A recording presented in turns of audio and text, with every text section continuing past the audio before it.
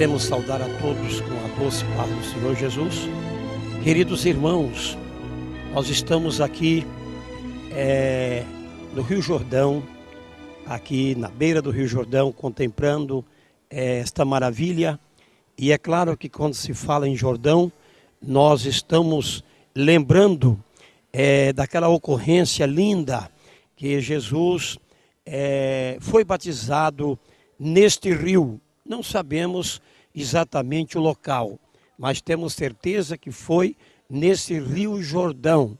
E aqui vocês estão vendo no fundo, ali sendo realizado o batismo, igual o que nós fazemos. Batismo no original significa mergulho.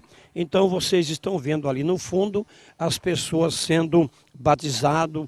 Nós não sabemos de qual igreja, mas sabemos que o batismo é um batismo bíblico, de acordo com a Bíblia diz que batismo no original significa mergulho. Então, meus queridos, lembramos aqui que Jesus foi batizado aqui neste rio. Não sabemos o local.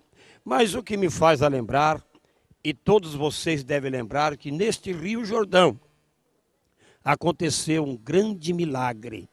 E eu quero enfocar neste momento o milagre que aconteceu neste rio.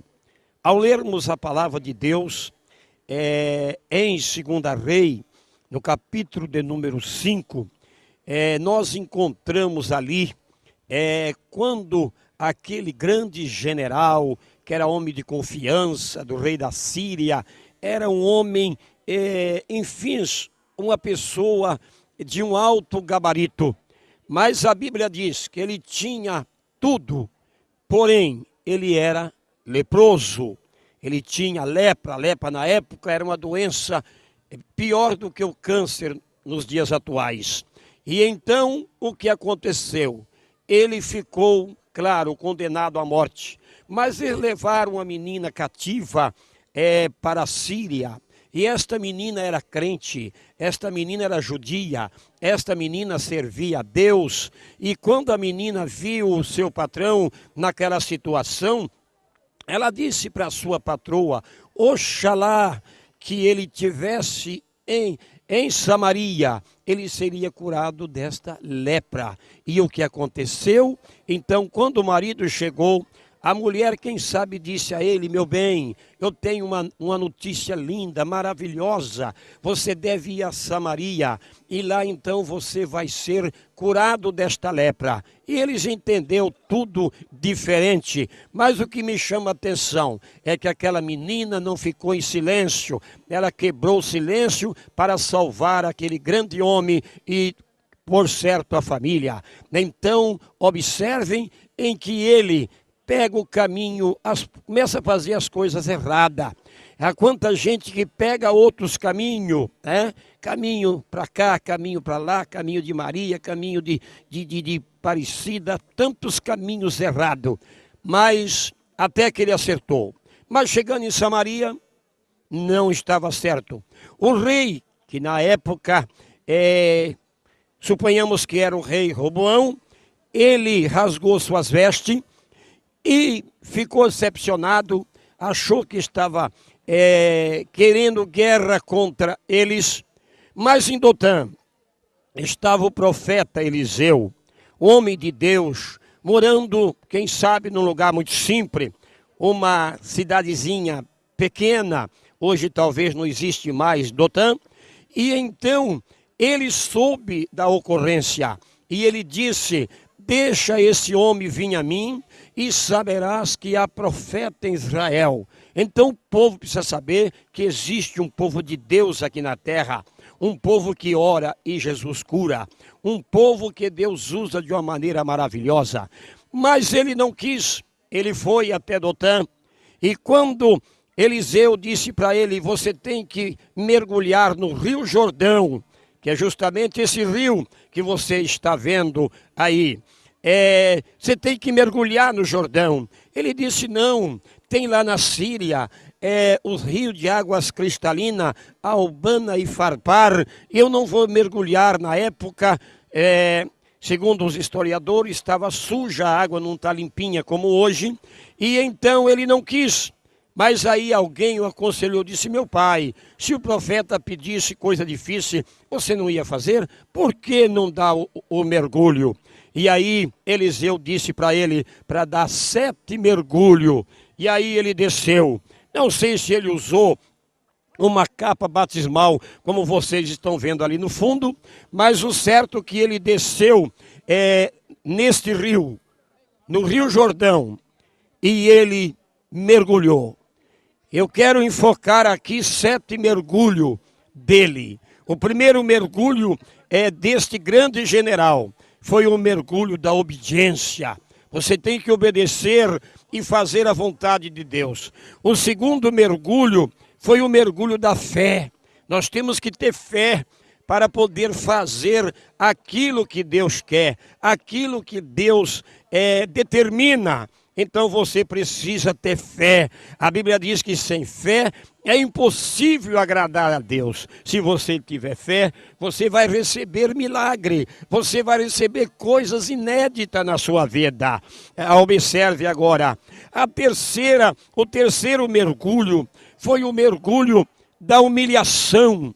Veja que coisa linda, o mergulho da humilhação. É importante quando a palavra mergulho, batismo significa mergulho, e então nós estamos vendo o povo ali sendo batizado, mergulhando nas águas do Rio Jordão, e o próprio Jesus mergulhou. Não foi jogado água na cabeça, não. Foi mergulhado, porque a palavra batismo no original significa mergulho. E então Jesus, ele foi mergulhado neste rio. E sabemos que o general, ele deu o terceiro mergulho, o mergulho da humilhação. É importante quando o homem se humilha na presença de Deus. O quarto mergulho é do ânimo. Precisamos ter ânimo. Se você está desanimado, não quer descer as águas do batismo, mas você se enche de ânimo neste momento que você está ouvindo esta pregação e este ensinamento da palavra de Deus à beira do Rio Jordão. Então você tem que ter ânimo. O ânimo é uma coisa maravilhosa. Em quarto lugar, nós temos aqui o mergulho do ânimo, que eu poderia enfocar sobre Martinho Lutero, mas eu não tenho muito tempo para enfocar sobre Martinho Lutero, que ele na reforma da igreja, ele fez a reforma e então ele foi condenado pelo Papa e ele desanimou. E quando ele desanimou, ele foi espraguejado pelo Papa e ao chegar em casa ele sentou-se no seu quarto, fechou a porta, só que não trancou. E Catarina, sua esposa, ao ver que ele estava desanimado, então chegou e disse para ele: Martinho, Deus está morto. Aí ele disse: você fala como uma doida, Deus não está morto, Deus está vivo. Mas se Deus está vivo, por que você está tão desanimado desse jeito, se é que o teu Deus vive? Naquele momento Martinho Lutero foi despertado e continuou a grande reforma. Então observa aqui em quinto mergulho, é o mergulho da crença. Temos que crer, temos que acreditar, temos que fazer algum sacrifício para poder então obedecer. No tempo dos reis e dos imperadores, nós temos conhecimento de que eles mudou o batismo para rei, rainha, príncipes e princesa, e deu o nome de batismo clinicol, que era um batismo jogado água na cabeça. Mas o batismo verdadeiro é mergulho de acordo com a palavra de Deus. E para terminar a nossa mensagem neste momento, nós temos aqui, em sexto lugar, o mergulho da alegria. Nós estamos vendo ali aquelas pessoas sendo batizadas, saíram da água alegre. Quando Jesus foi batizado, o Espírito Santo, que traz alegria, desceu sobre ele em forma de pomba. E vocês podem ver que tem algumas pombas aqui sobrevoando em cima aqui do Rio Jordão. Isso é lindo, é inédito, né? Vocês estão vendo aí. Coisa maravilhosa. Então, os passarinhos voando aqui. Então, Jesus foi batizado e o Espírito Santo desceu em forma de uma pomba. E uma voz soou do céu, dizendo: este é meu filho amado, em quem eu tenho prazer.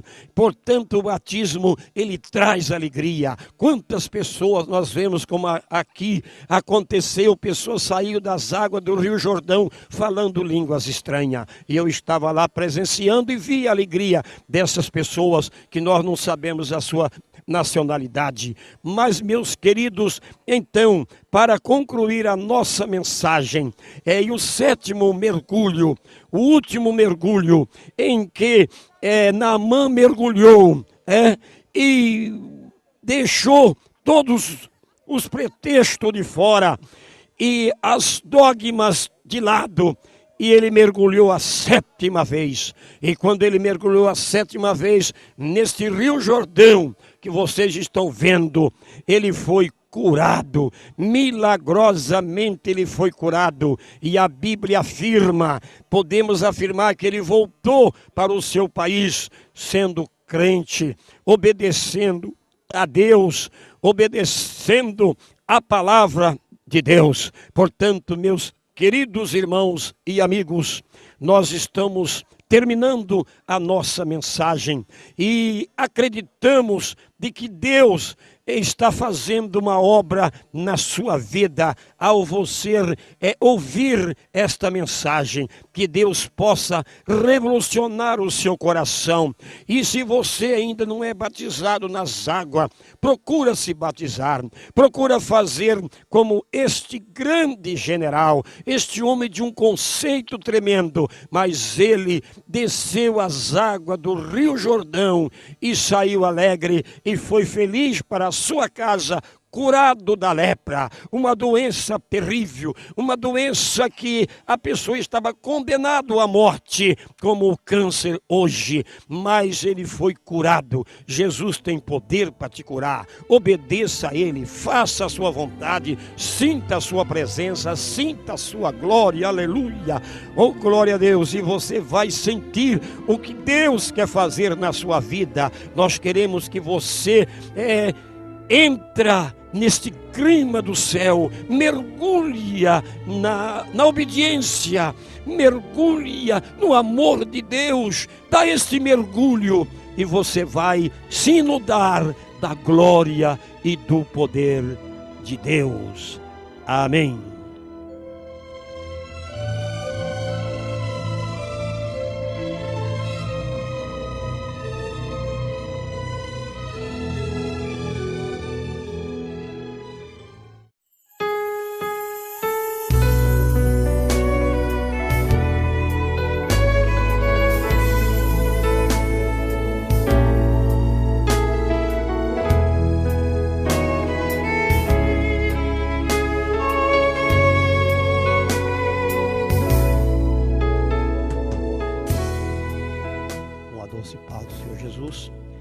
E queremos dizer aos queridos que nós estamos aqui no local que é muito triste, principalmente na época que aconteceu isso para o povo judeu.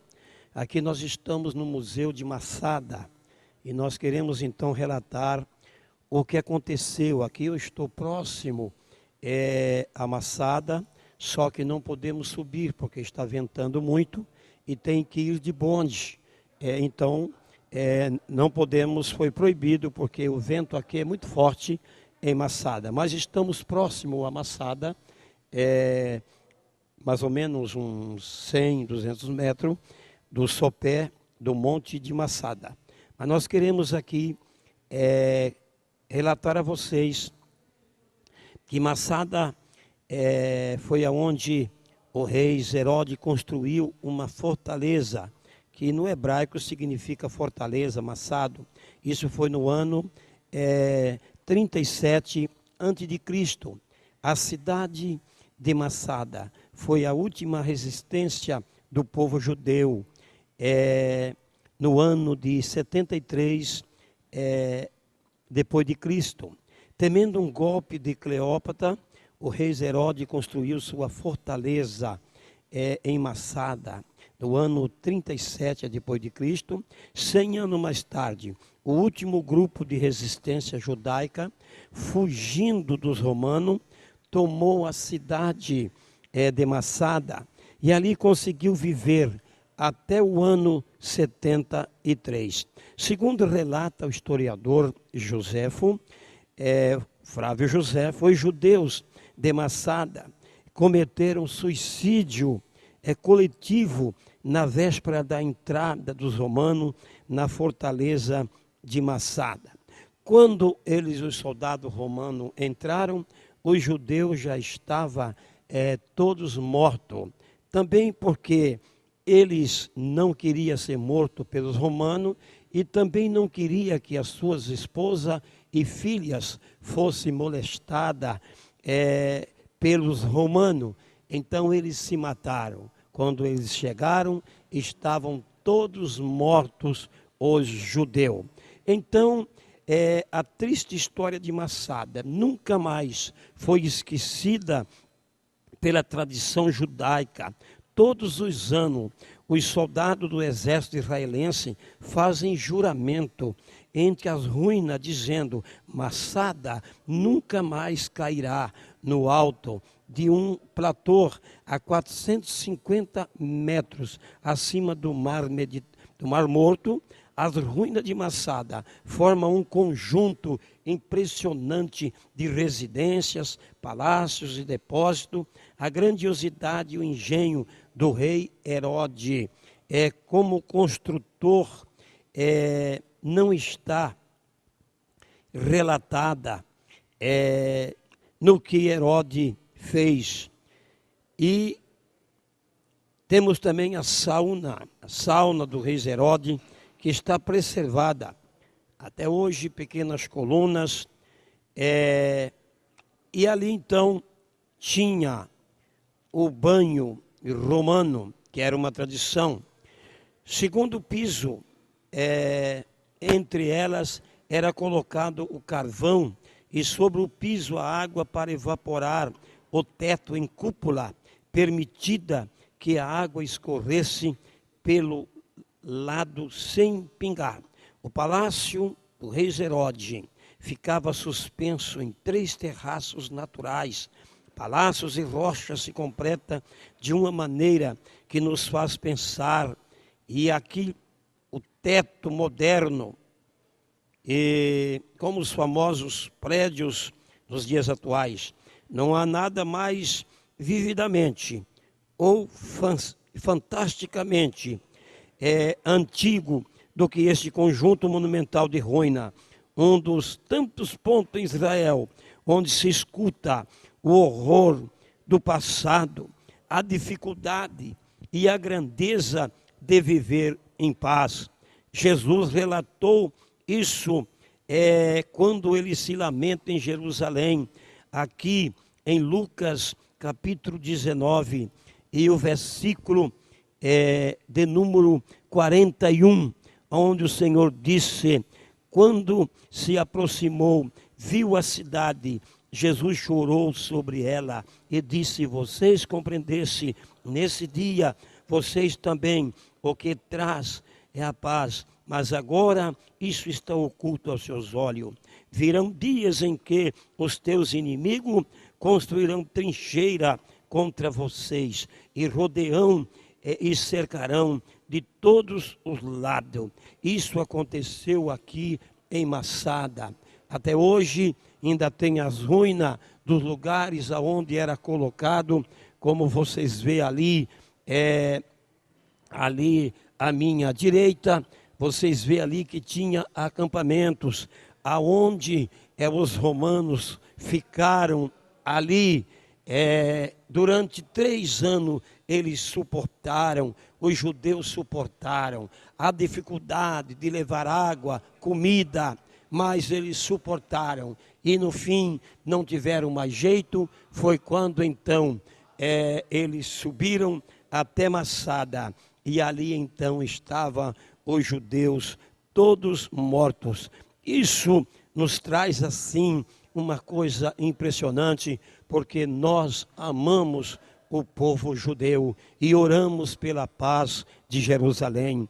Então nós vemos aqui esse fato tão chocante, esse acontecimento tão chocante de Massada, aonde aconteceu tudo isto, mas eles não quiseram se entregar, e também pelo amor que tinha a sua família. Veja, irmãos, que coisa tremenda, que coisa que mexe no âmago da nossa alma, eles zelando pelas suas esposas, zelando pelas suas filhas, para não ser judiada pelos soldados romanos que não tinha dó de ninguém. Então a história nos relata, e também aqui a tradição conserva isto aqui em Israel e em Massada. Portanto, esta é a nossa explicação sobre Massada, que nos traz assim uma coisa muito chocante, mas que Deus possa abençoar. E esta profecia que acabamos de ler, ela se cumpriu, aonde Jesus relata sobre que eles iam fazer trincheira em volta. E foi o que os soldados romanos fizeram. Até hoje temos ruína dos locais aonde eles fizeram trincheira para poder perseguir os judeus. E 3 anos eles suportaram. Mas no final aconteceu tudo isto que eu já expliquei. Que Deus abençoe a todos os nossos irmãos. Este é um resumo, um pequeno relato sobre Massada, porque não tem nada assim, vamos dizer, único texto da Bíblia que nós encontramos sobre o sofrimento do judeu e sobre a morte tão cruel, tão terrível deles aqui em Massada, aonde vocês estão vendo aqui, mais ou menos à nossa direita, ali as fotografias de Massada, e nós estamos bem pertinho de Massada. Não podemos subir devido ao vento que está tremendo, e aqui está tudo cheio de fumaça, está aqui uma neblina tremenda aqui neste local. Mas que Deus abençoe.